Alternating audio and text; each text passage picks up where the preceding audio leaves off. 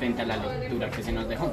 Primeramente, en la parte de este tablero definimos como los conceptos de la fisiología, entonces comenzamos a explicar sobre los conceptos físicos, sobre qué son las ondas, sobre los sonidos, cómo se ven graficados estos sonidos, cómo se ve graficada una intensidad, un tono o un timbre, sus medidas, cómo son los hertz, en la intensidad, los decibeles.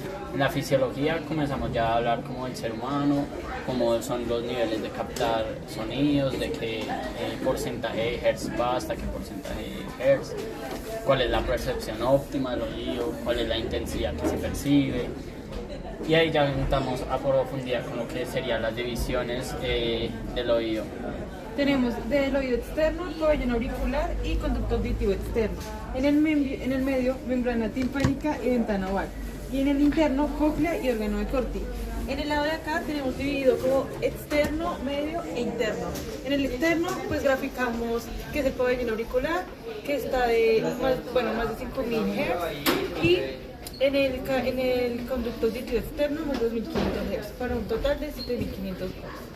En el medio tenemos lo que son los diferentes efectos y también la amplificación que se nos va a ir dando. También dibujamos lo que son la cadena de huesecillos y lo que también vendrían a ser algunos músculos importantes. Entonces podemos ver que sea una amplificación de 2,5 en el efecto palanca y en la diferencia de superficie sea una amplificación de 23 decibeles. También el nivel de tamaño de la ventana oval comparado con la membrana timpánica y la función que cumple en este caso la trompa de Eustaquio, que es igual a la presión atmosférica de la presión del oído medio. Seguimos también con lo que es el reflejo acústico, que es la protección del oído para hacer los diferentes movimientos de músculos para evitar el daño acústico.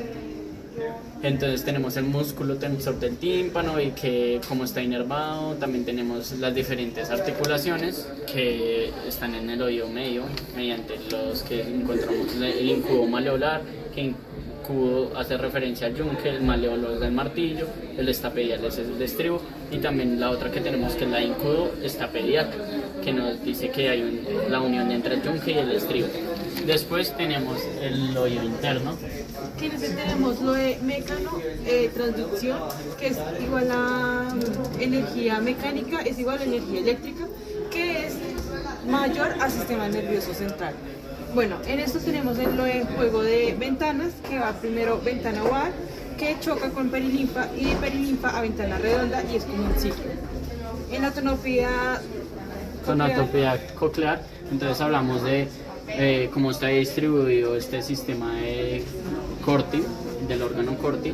Entonces la membrana basilar va a tener una diferencia tonotópica en lo que está ubicado en una base y un apex, siendo en la base más flexible y en el apex siendo más gruesa, más rígida.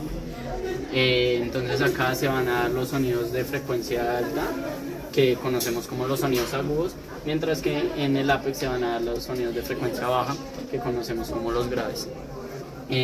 Acá podríamos observar lo que sería la ventana oval y seguiríamos con la vía auditiva, que empieza con el pabellón auricular y el conducto auditivo externo. De ahí pasa energía acústica, se produce energía acústica, luego la membrana timpánica y huesecillos, se produce energía mecánica, luego la ventana oval y perilinfa, ahí produce energía hidráulica, luego el órgano de Corti y se produce energía bioeléctrica, luego ganglio coclear y nervio auditivo. De ahí se procesa al núcleo coclear y complejo uvular superior, luego lemnisco lateral, luego colículo inferior y cuerpo geniculado medial, tálamo y corteza cerebral.